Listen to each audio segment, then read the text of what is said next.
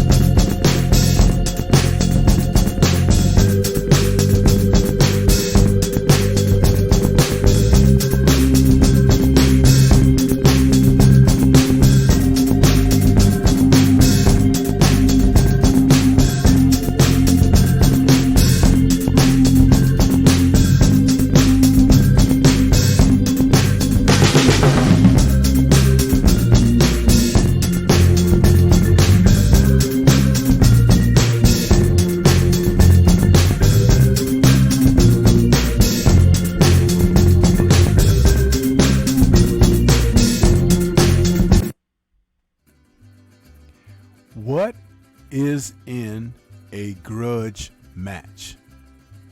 Well, I'll tell you, we're going to find out very soon, this Saturday even, as two men come together to show us what it's all about when you talk about grudge matches.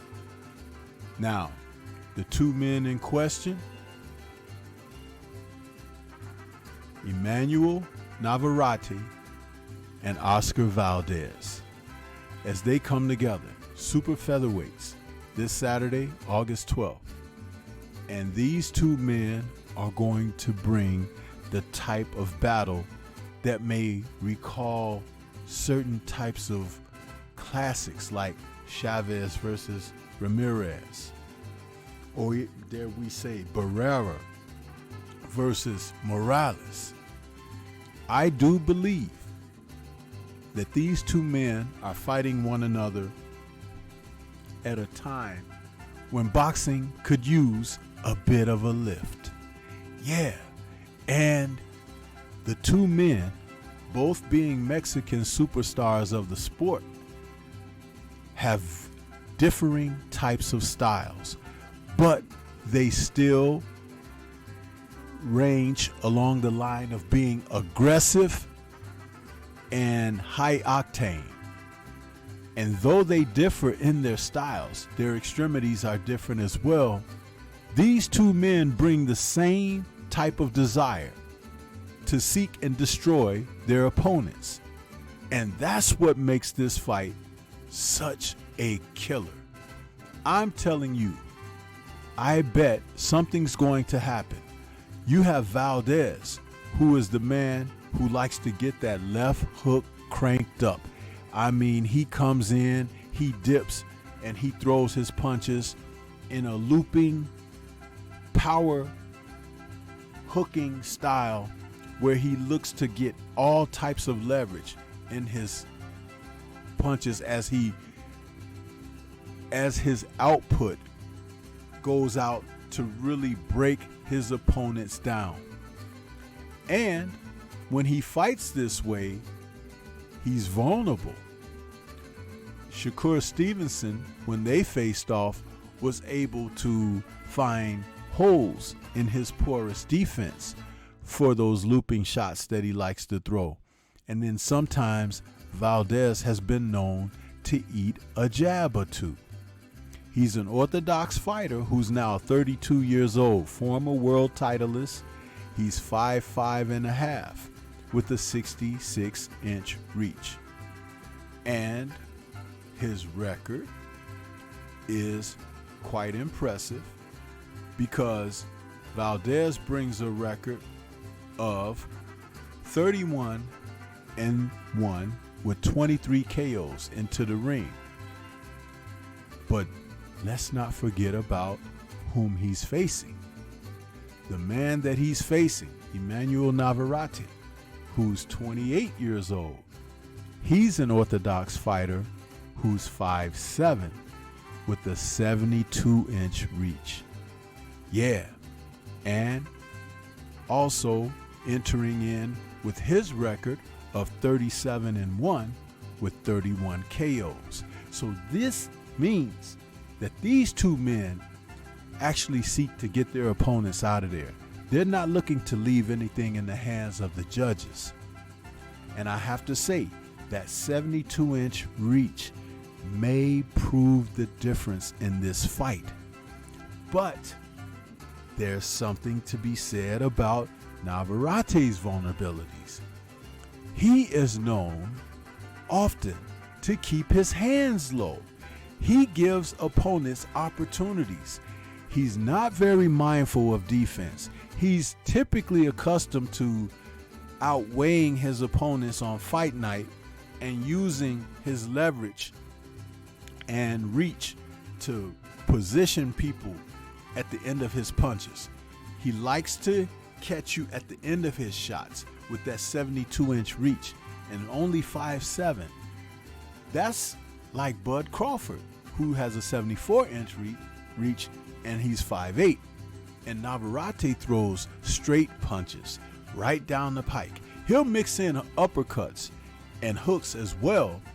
So Valdez is going to have to be mindful and not to be caught at the end of the shots where the heaviest impact is, as far as where Navaratte scores best.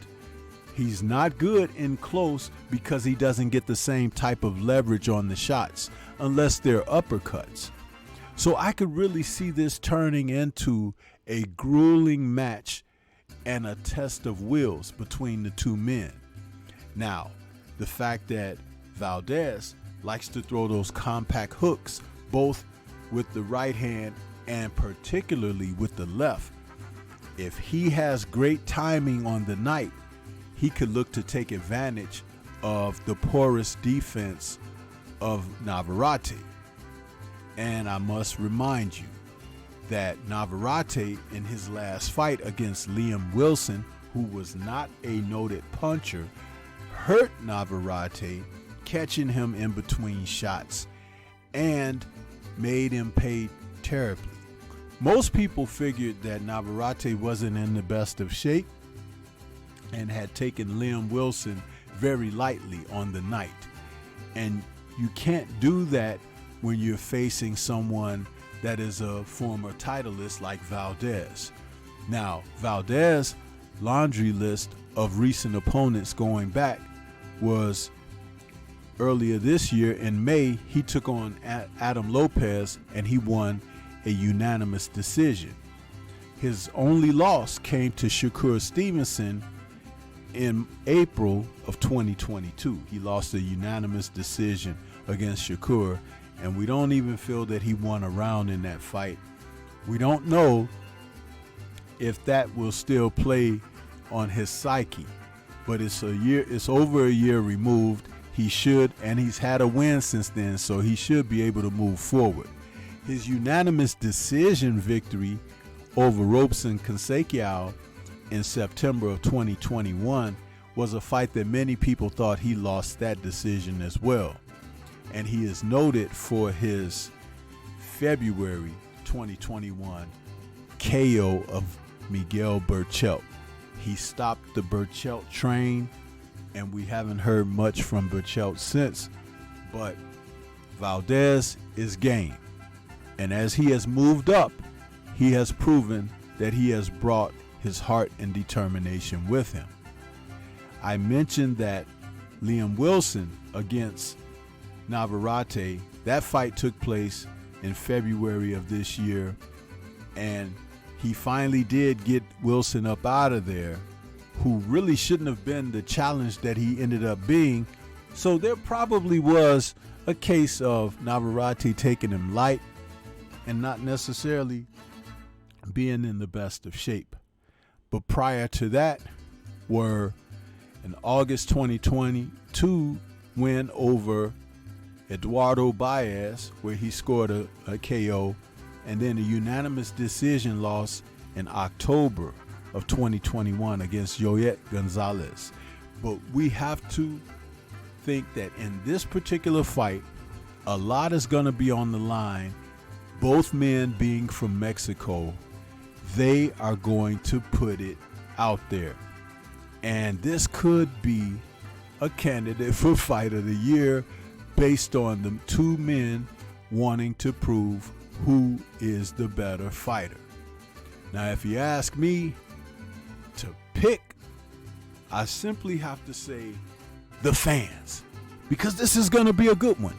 And I do believe there is a chance that Oscar Valdez could land that left hook and put Navaratte in trouble. It really will come down to this. If Valdez's punching power is enough to make Emmanuel Navaratte respect what he brings, I expect Navaratte to fight a more disciplined fight. If Navaratte can fight the disciplined fight, he could pick Oscar Valdez apart from the outside. But at some point in a fight like this, the two combatants are going to mix it up. And that's where a test of wills will come into play.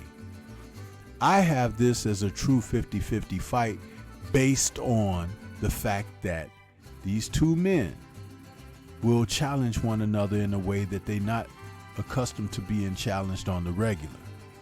I favor Navaratte, but it wouldn't surprise me if Valdez was able to be explosive. So I'm going with Emmanuel Navaratte with either a decision or he could stop Valdez on cuts, an intangible that we will have to deal with. But what do you think? This is Stormy B-Man. Shout out to the mighty LDBC and Liberated Perspective, a third eye view of the world. For more content such as this, please like, comment, subscribe, and share. Let me know who you think will win the flip of the coin in this fight. 2023 is giving us great boxing, and we're just starting in the second half of the year. Peace to everyone out there, and everyone please remain safe.